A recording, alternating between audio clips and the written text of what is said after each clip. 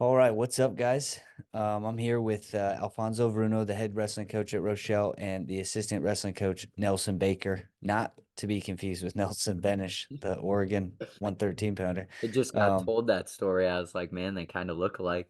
yeah, yeah. Good. I I was, get I don't know if it wasn't a Freudian slip. It was just me talking, and I knew that there was a Nelson and a B, and I said that, yeah, but how are you guys doing, and how's the week of preparation for the sectional going? Um, good, good. From a coaching standpoint, I think all of us are just excited at this point. I don't think I just told Nelson today, I'm more excited about February wrestling than I am when Christmas comes around. So from a coaching standpoint, I'm just kind of excited. I feel like the kids are ready to go and we're just excited to get to Friday and Saturday.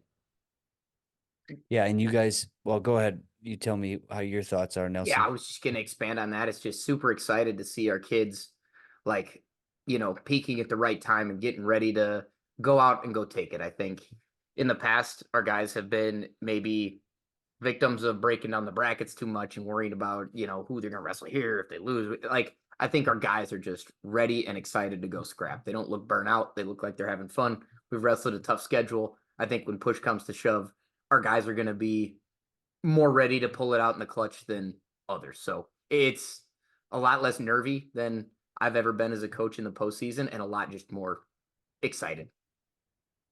Yeah, and talking about how they're performing, you guys just came off of a regional title. You guys won the regional title that was at Rochelle, so that's cool. And now you get to wrestle in the team sectional the Tuesday after the state tournament at Rochelle as well. So how are you guys feeling about just that team aspect? Obviously, the individual component right now is super fun. It's what all individual wrestlers think about, but that added team component of what you guys are doing down there, how's that feel?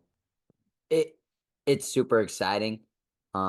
This is our first one since 2018 and only our third in Rochelle history. So we're just excited that this group was able to accomplish something like that. Us as a coaching staff have always talked about trying to repeat the process. So giving the kids something to look forward to or look up to and trying to make this the expectation.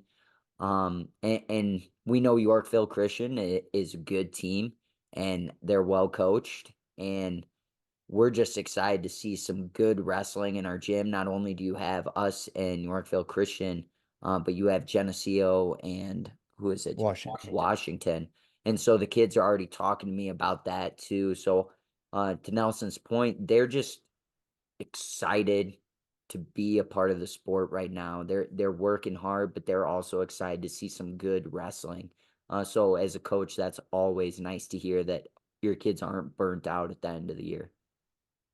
Yeah, and to tail off what he said about Yorkville Christian and Geneseo and Washington, even though I am 99.9% confident that I did all the bracketing correctly, IHSA still has not released the brackets. Still, and they was supposed to be yesterday at 4 p.m. So I have No, not they did. seen they did.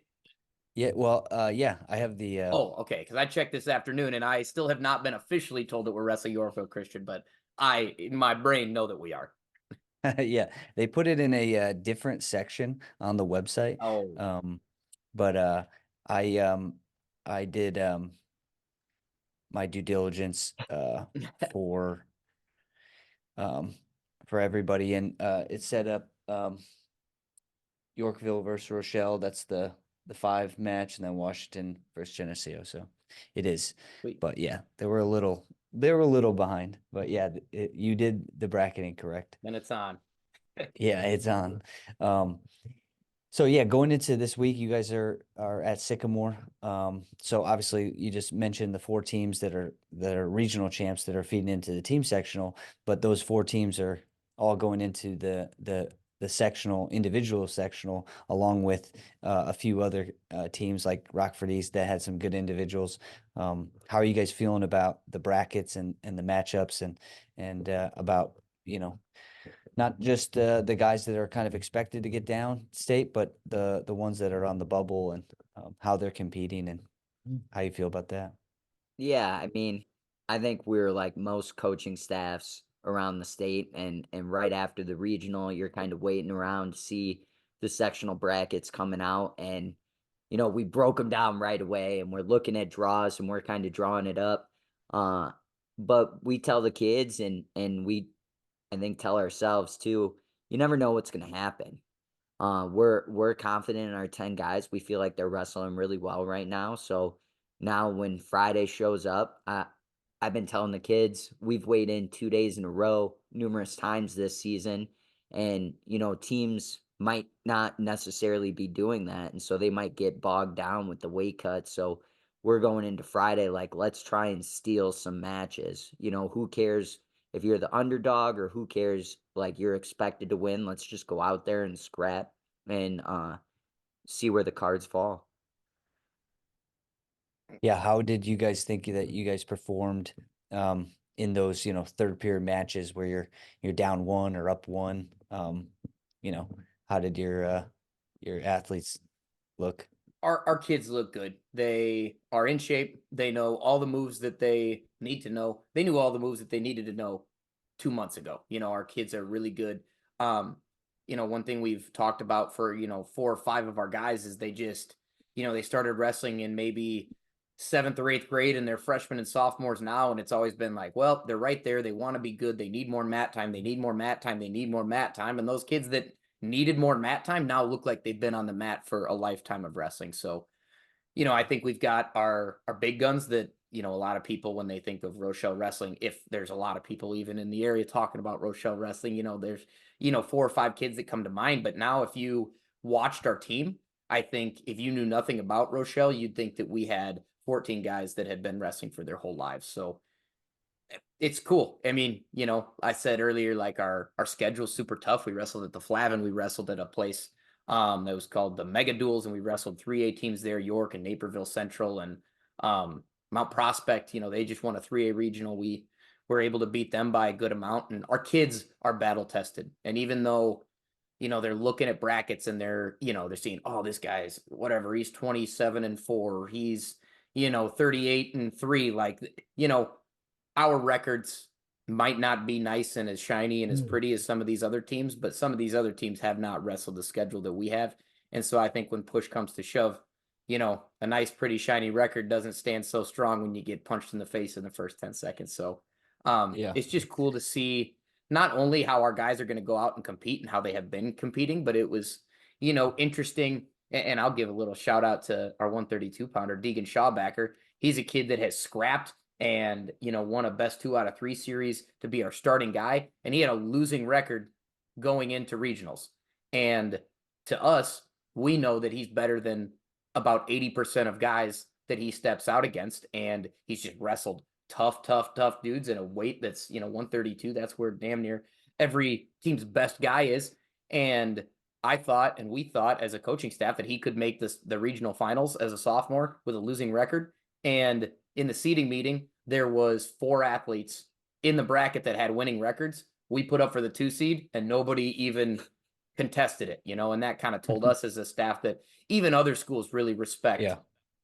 a Rochelle record over, a record that looks similar from another school. So, and then he went out, he made the finals, he took second, and he did exactly what we thought that he was capable of doing. So, and I'm off on a tangent here now, but we've got another guy in Frank Nasca right at that weight who you didn't see at regionals, who took a match from him in the wrestle offs. We're deep at a lot of these weights, and it's just really fun to see them now peaking and being confident and proving to themselves that even though our records may not look that great, we're able to go out and beat guys with Yeah. beautiful. Well, just looking at your team right now. So, one, you have 10 qualifiers for sectionals, and they're dispersed throughout. So that's pretty good. You guys, almost, you took a lot. You got a lot of guys, and obviously, your record's looking pretty good, right? First, looking at the top of it, Xavier Villalobos at 126 is 37-1. So you guys have had a lot of matches, and he's only lost one time. Do you know who was that one loss to? His loss was to Daniel McGee from Rock Island, who We Okay. went 2-1 against last year, and if the brackets hold true, we're gonna meet in the semifinals this weekend. So, Oh, so that's a semifinal matchup. yep, Yeah, that's like a penciled in match that we're super excited about as a staff. Yeah. Well, everybody should be excited about that from a I just think a he's state. I also mean, obviously, 37-1. yeah. Now, obviously, um, that that sounds like regardless, it could still potentially be a state match too, depending on how the brackets like work out and stuff. So, Yeah. yeah, that's okay, good. So was that at the Sycamore tournament? Yep, that was finals of Sycamore. Okay. Yeah, and then you go down and you look at Grant Gensler. I think he won the Rockford East tournament, I believe. Or did he So who let me second. s- Yep. Yeah, he lost. who did he root? The Geneseo? Yeah, Yep. yep, yeah. Okay, so Geneseo's so again the Rockford East tournament, that's a good setup for the regional and the sectional, I think. But is he sitting at a ranking right now? Do you know where he's at? Sixth, I think, sixth or seventh. Yeah, yeah. Yeah. I think I wrote some of these down in one of the previews, but yeah. So Gensler, he's 5 losses. Tommy Trudeau 5 losses. Um, go down. Brock Metzger 4 losses, and then Caden Morris 3 losses. So these guys are sitting in position where only a few guys have beaten them, and that's a lot of that's one, two, three, four, uh, five guys that have some high expectations, and then you got 5 others that are going to compete and put themselves right next to it. So that's really cool that half of them are really, really good, and the other half are right there and capable of making the turn, I guess, right? Yeah. I'm just to Nelson's point, like you said, like you instantly named 5 that probably get a lot of shout outs, that people recognize their names, especially since they've cracked the rankings at one point or another. But uh, those other 5, we truly believe they're right there. So we're really excited to see where they kind of fall this weekend, and if our predictions hold up, they kind of get to prove that. So we're excited to see it. Yeah. Well, what's cool is that, as I look at this, only 2 of them are seniors and everybody else is coming back. So, like, transitioning to kind of like just a holistic conversation of the program, you guys have been going at it for the whole year, obviously helping with the kids club program, with fundraising, with all the, you know, ancillary things that go along with coaching a wrestling program. Um, you know, what do you guys, what's your assessment about how the whole operations progress this season? And then, looking forward to next year, you have so much youth coming back to the team, and obviously 10 qualifiers for sectionals, and 8 of them are coming back. That's a good thing. I mean, a program as a whole, that's something we talk about a lot. We've kind of looked up to people in the Illinois wrestling community and kind of taken points from them on how they've done it in the past, and talked with some people also about what's the right way to do it. And I think we're lucky right now where we have a great group of guys who are on the same mission and are very selfless. Like, I hear us talk all the time about what's the best for the program, and that's hard to find. A lot of people get into the sport for various reasons, and we were lucky enough to find each other right here in small town Rochelle. And again, like, I don't know if we're doing all the right things, but you will not find a selfless group. So if we think that this person might be a little bit better in this spot, or this person might be a little bit better in this spot, I mean, they'll go there in a second, which is, I think, what you need to have a successful program. So I'm excited for what the future holds. I second that. I think we're doing at least mostly the right things. And I think, it takes a village to do all this stuff. It, I know that I'm the one that's always talking to you, Dalton, and talking on the podcast, and I'm the one posted on social media and stuff, but we've got so many people. Like, I mean, obviously myself and Bruno, Tyler Baker, is a guy that was a state champion, 4-year college wrestler that isn't here tonight. We've got Hank Swallow, who was a 4-time All-State and wrestled for 5 years at Iowa State. We've got Chris Hager, who was All-State in IHSA when there was one class, I think, right? And he's two sport. And He's cross country all state too. And he's been a head coach in a high school program, and we've got, middle school coaches that are all on board. We've got a middle school coach right now who's a college kid, and he does a great job. And we've got Ben Harvey, who is an all-state wrestler for us at Rochelle, and at the kids club, we've got guys that are absolute monsters and take their kids around everywhere and, coach everybody. And we just picked up another guy in Josh Johnson, who was like a 2 or 3-time IHSA state finalist or something, that just like wandered in the room and saw that we loved wrestling, and now he's bought in like it. And The we've Stillman got guys, he's taking all the Stillman guys. exactly. But and even down to our head kids club coach's wife does so much cool stuff with social media. She's taught me a whole bunch about like editing photos and like understanding how to make reels, and like Nelson, your picture shouldn't be this way, it should be this way, because people are gonna be looking at it on their phone. Like it's just, I mean, it takes a village, and we've got that village. And I'm reluctant to count the chickens before they hatch, because what's good now may not always be good, but right now everybody is on board and has a common focus, and wrestling seems to be the cool thing to do. We've got little kids looking up to our high schoolers who are not the wrestlers like I'm sure we all were, like the kids that didn't talk to anybody and they stuck their head down and they did all this. Like the wrestlers that we got right now are super active on social media. They're the most popular kids in the high school. They're cheering for the other sports. They're leading the student section. They're kids that little kids like look up to. And if you can, get your best athletes in a town like Rochelle on the wrestling mat, like that's sustainability 101. Like if you can get your best athletes on the wrestling mat and you've got coaches that are willing to work with them, you are going to be successful for a long amount of time. And then it just starts to be like a snowball. Then you're good in the high school because you got the best athletes. And then since you're good at the high school, then the young kids want to wrestle. And since the young kids want to wrestle, then eventually the high school is going to be, it's just this snowball effect that I think we are seeing way sooner than we expected to see this, from us all just kind of joining forces, essentially, which was what, I mean, 2 or 3 years ago. So it's just fun. And we kind of got really lucky with this group that we've got now, that they were kind of coming regardless. It was just a great group of kids that are juniors and seniors right now with a great time with, it's a party, man. It's so fun. Yeah. Well, no, it's to go off the one thing is the first thing that Alfonso, you said that I think there is a benefit to having a small town, because it's almost like it's not crowded with people that can be disruptive, right? And then because there's less people, and it was really good that you guys kind of all were coming together at the right time, because it makes it easier. But when I came down the first part in the beginning of the season, it was really clear to see how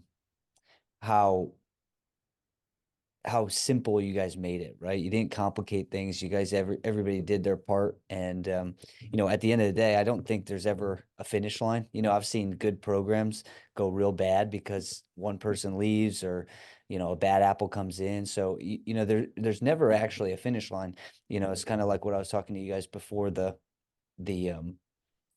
before we started. It's like you create systems that you believe in, and you just work at keeping those systems operating. And I think if you bring energy, a good attitude, and a lot of energy to those systems, then you get good results.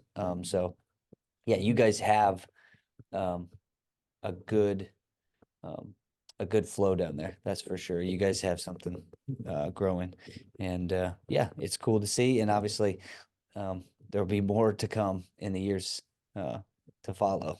So but yeah, looking ahead, you guys got any other thoughts on the season, what you guys have gone through this year? And but otherwise, I mean, sectionals starts on Friday at Sycamore. What time did you guys' tournament start? 5. Wrestling starts at 5. Yeah. So 5 o'clock, and then right after that, you got Sunday, Monday, Tuesday, and then Wednesday, I don't know if you leave on Wednesday, but it's a short week. Yeah. The state tournament week is a short week, so It's a quick turnaround. Like that's I always think when regionals comes around, you turn all your stuff in and then it's hands off, right? It goes through it, and then I forget about all the other things that comes with coaching. So it's organizing the kids, it's communicating with parents, it's taking care of lodging and all that other stuff that we forget about when it comes to coaching the sport of wrestling. So I'm just excited to get it going, from an administrative standpoint. I think we have most things checked off. So now it's kind of sitting back and just worrying about the wrestling. So I guess that's from a head coaching standpoint, that's what I'm excited about. My job is almost complete. And now I get to really sit back, lace up, work with the kids, and just focus on wrestling. I couldn't have said yeah. it better myself. Yeah, cool. Well, if you guys don't have anything else, one thing I do ask you guys, I know I talked to Nelson a little bit. So do you guys get much time? I mean, I know wrestling is demanding, so it's always busy, but get much time to watch like the college wrestling? Are you fans of the college wrestling stuff? I am. I mean, I have a flow account and I keep track and I watch duels and stuff like that. I'm not like you and Nelson where you guys like pull names out of a hat. I mean, I know teams and I love watching good wrestling, but names have never been something that I could really remember. Like if you ask me about a match where this happened or this happened, then I'm like, "Oh yeah, like I saw that too." But the way you guys keep track of things, but I am a fan. I spend a lot of time watching NCAA wrestling and international wrestling, just trying to continue to be a student of the sport. Feel like there's always something to learn and seeing if we can't take what those high level athletes are doing and try and work that into our system as well. Yeah. Well, the reason why I was asking, I was just curious, if you were looking forward to the any of the upcoming duels, there's some big ones coming up that I think are worthy of discussion if you're a wrestling fan. So, the big chatter right now is the Iowa Penn State duel.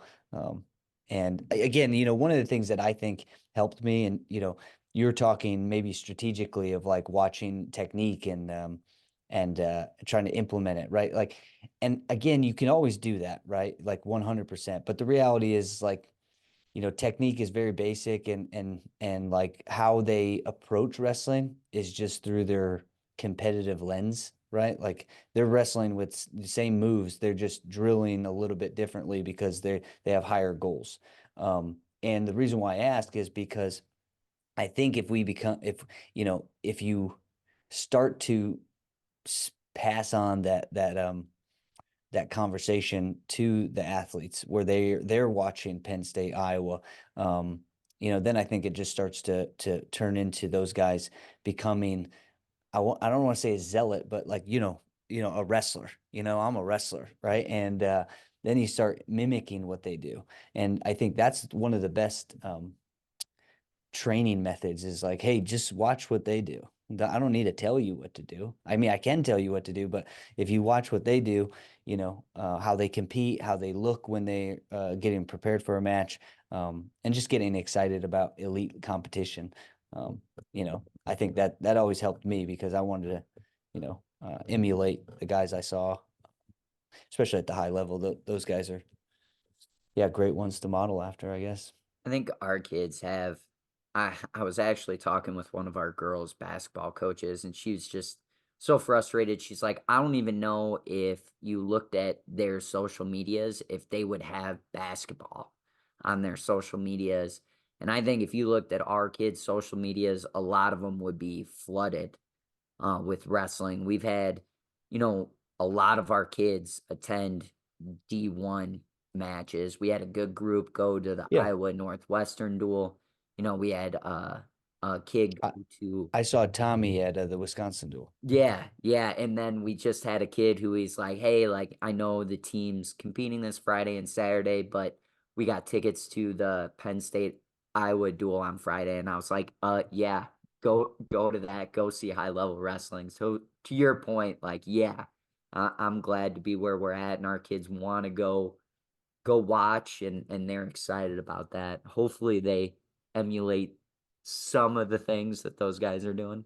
Yeah. And Yeah. last year we had an off weekend, maybe in like sometime in December. It was an awkward off weekend where it was like usually we'd have a tournament or something and it was free and our kids had looked ahead and seen that the freestyle men's and women's World Cup was in Iowa City or Coralville at the Extreme Arena. And they were like, can we go? We can go. And we took a big group down there and watched freestyle in the middle of folk style season and ended up as a big group, like sneaking our way down into the front row and being on like NBC. And it was, or float, whatever it was on. But our kids, yeah, they know every who's who. They know the rankings of every kid. They know the most recent results. We're getting, you know, emails to us sent of like flow highlight reels, like, oh my gosh, did you see this? And sometimes they're like letting me know that this happened. Like I mean, Yeah. they're about it almost quicker than I am. So it's I cannot reiterate how much fun it is working with these kids and just really trying to, not take it for granted because even though we think, we've got a sustainable program set up and that this is always going to be the norm, we don't know. So it's just really cool to take advantage of this time that we've got with these kids and, just hope that they have taken from us what we've put in and they can give it back one day, hopefully in the Rochelle room, but, if not, wherever they land. Yeah. We've Yeah. had It seems you three guys, kids in Caden Morris and Tommy Trudeau and Brock Metzger who have indicated to us that they want to go to college and be teachers and coaches, which is like the biggest honor that you could have being a wrestling coach and teacher of these kids is that like, if they didn't like their teachers and coaches, there's no way that they would want to go be a teacher and a coach. So whether that's back here at Rochelle, fingers crossed, really hopeful that they decide to come back. But, I had a conversation with Tommy Trudeau today and he was like, oh, I'm coming back here and I'm going to be a teacher here. And I'm a coach here. And I'm like, you hope and I hope, but who knows? You're going to go wrestle in college and you're probably going to start coaching wherever you student teach, or you're going to be yeah. working with a club and then you're going to spend 2 years with a kid. And as much as, we'll come calling and say, Tommy, it's time to come back, you're going to have your own guys somewhere and, maybe you meet a girl, you never know, but Yeah. it's just Well, you really guys are all transplants. You're from Sandwich and you're from exactly. Byron and your brothers in Sterling and Yeah. I'm not even anywhere. Yep. I was at, but I've been everywhere. I was at Hananiga.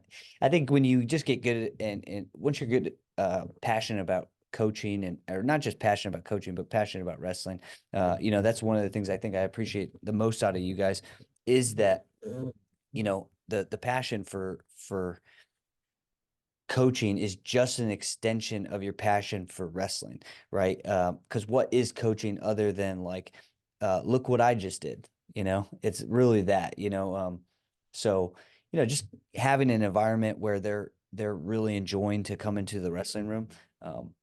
They'll do that wherever there's a wrestling mat, and so that's a good thing that, I see when I see those guys.